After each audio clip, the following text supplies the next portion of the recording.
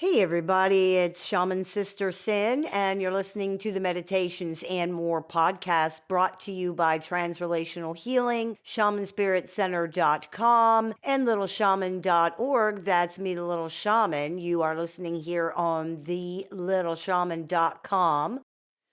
Today, I wanted to talk to you about something that is very important to understand when you're dealing with narcissists in any way and toxic people in general, and that is that you need to stop pretending.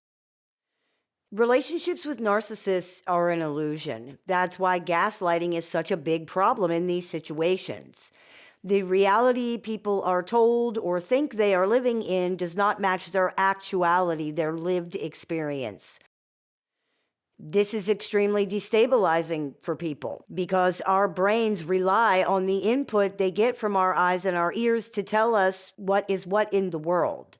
If this information is not reliable, and when you're dealing with someone who is not who they pretend to be, it's not reliable, this can cause all kinds of problems, mentally, emotionally, even physically.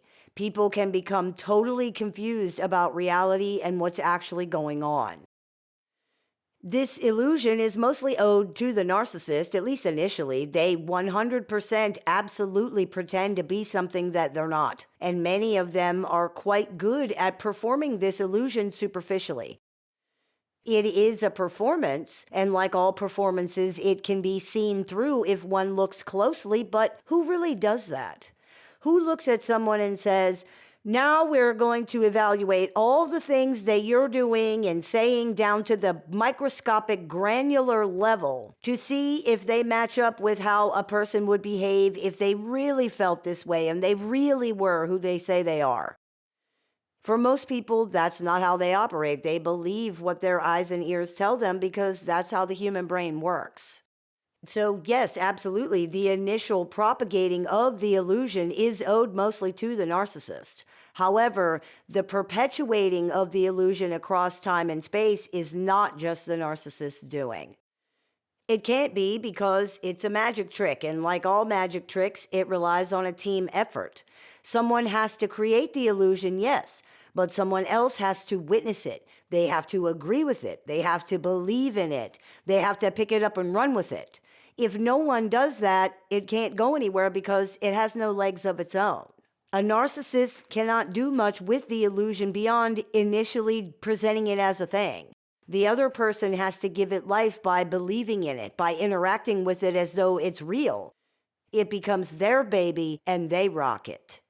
This is important to understand because most people probably don't realize just how much of this is being created and sustained completely and solely by their participation. You are the engine that makes this go.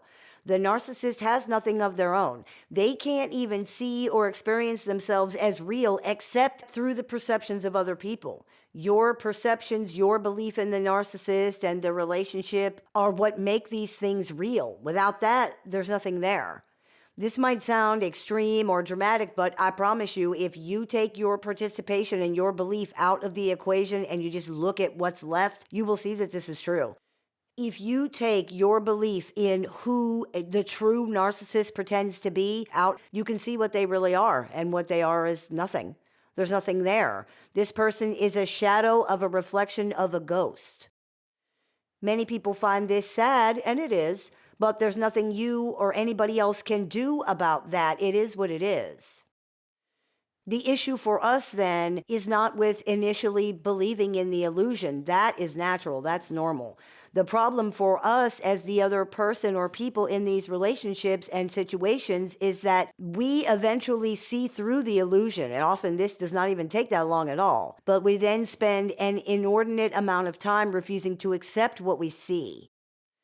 This is natural too, to a point, but only to a point. After a certain point, it becomes a refusal. It becomes denial because we don't want to accept what reality is telling us about this person or this relationship. That's understandable, but it's not an excuse, and we're not going to be given a pass because of that. In life, we have to face things that are hard, and nobody is an exception to that. Nobody is given a pass on that, and if we try to take one, we're only going to end up hurting ourselves. Denial has no impact on reality at all. If we ignore lights and sirens, for example, something bad usually happens. We can deny that our car is low on gas all we want. We can refuse to believe that. It will still run out of gas and leave us stranded if we don't do something about it, because denying something does not stop it from being true. It has no effect whatsoever. It only affects you and your ability to deal with stuff. This holds true for people in relationships too. You can repaint somebody after they show you their true colors all you want. It doesn't change them or their behavior or the relationship at all. Your desire for someone to be a good, kind, decent, fair person does not make them one. Any more than, for example, the narcissist's desire for you to be an evil villain or a total idiot or whatever else makes you one. One of the biggest reasons a narcissist behavior is so confusing and hard for people to understand is that people are trying to square the behavior with who they want the narcissist to be or wish they were, not who the narcissist really is. When you accept narcissists for who and what they actually are, that part of the confusion goes away. Now it makes perfect sense. The reason they're doing those things is because they're the kind of person that does those kind of things. Life is hard and it's not fair. Things happen that are painful, that are unjust. We cannot try to simply ignore or rewrite reality and expect there to be no repercussions for that.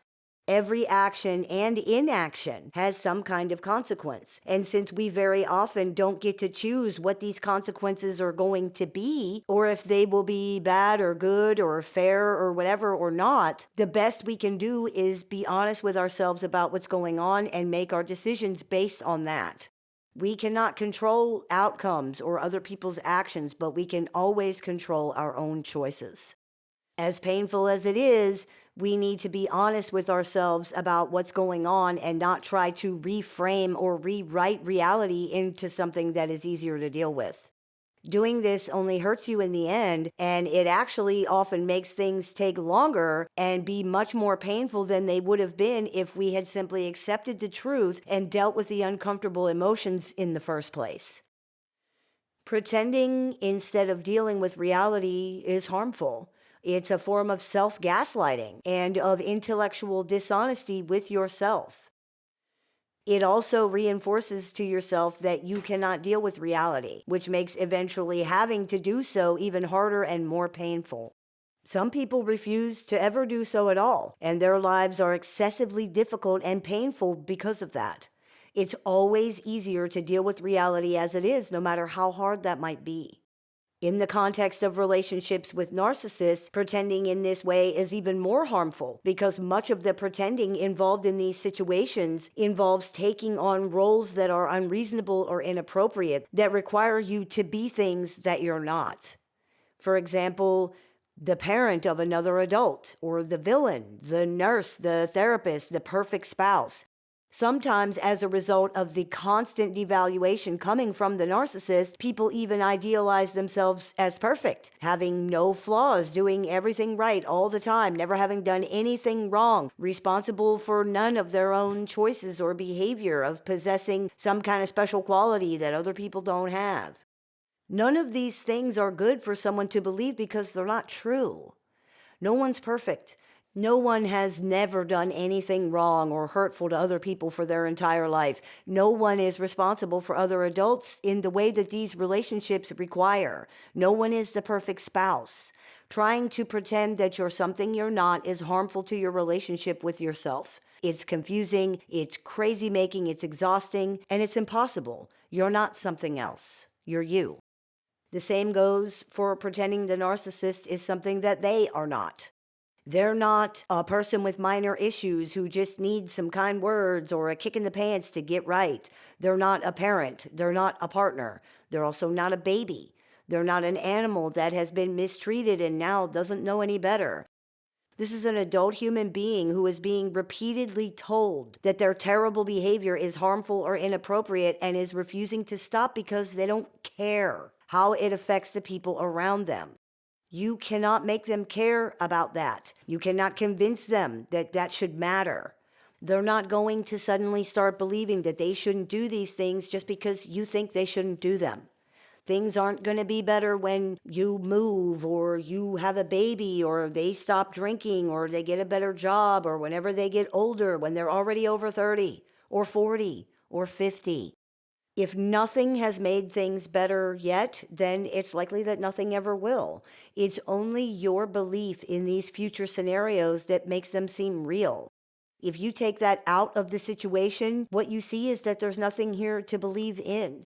The best predictor of future behavior is past behavior, especially when this past behavior demonstrates mindsets and belief systems that are the diametric opposite to the beliefs and mindsets that they would need to have in order to be different. This person makes no effort, takes no initiative, believes in nothing, offers nothing, gives nothing, has nothing. They haven't changed in any real way thus far, except for maybe to get worse as time went on. They are a fearful, unhappy specter living in a mirror that reflects only darkness, an image trapped in a frame that can never get out. This is why we need to stop pretending in these relationships and situations. Without our continued belief, without interacting with this image as if it's real, it falls apart and you see with no filter what it really is. An illusion, and not even a very good one. The narcissist is not going to stop pretending.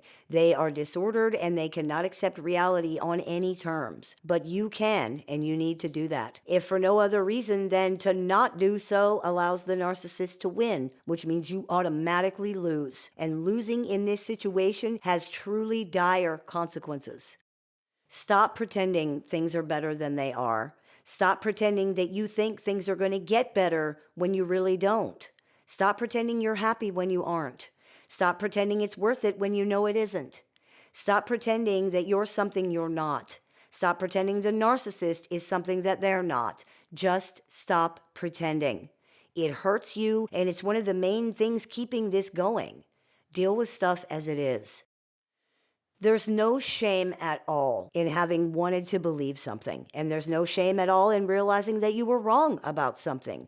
Where shame comes in is trying to pretend to ourselves when we know better. That is when people feel shame because they acted against their own best interest and they know that. You don't have to get stuck in this. There's no reason to feel shame when we learn something. Nobody's perfect. Everybody makes mistakes. Everybody makes wrong choices. Learning from these is what matters. Our job is to make sure that we're not being too stubborn or too afraid to do that.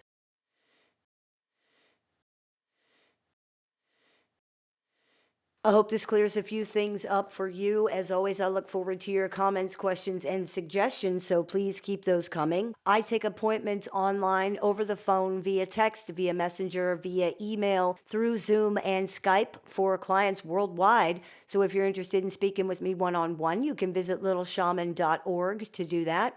I have several books in publication, so if you're interested in picking up a copy of any of those, you can visit littleshaman.org to do that or find them on Amazon. I teach workshops, seminars, and clinics, so if you're interested in seeing what we're running this month, you can visit littleshaman.org to do that. And if you're interested in joining our support group with access to exclusive content, weekly support emails, weekly support meetings, and more, you can visit littleshaman.org to do that as well. You have been listening to the Meditations and More podcast here on the littleshaman.com, brought to you by Transrelational Healing, ShamanSpiritCenter.com, and littleshaman.org. That's me, Little Shaman. May the Great Spirit bless you. Have a beautiful day.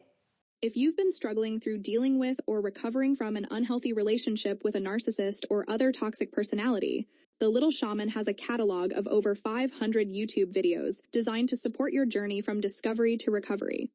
You can also find additional resources on the Little Shaman website, including tools, courses, workshops, a support group with weekly meetings, and one-on-one appointments with the Little Shaman that are open to clients worldwide.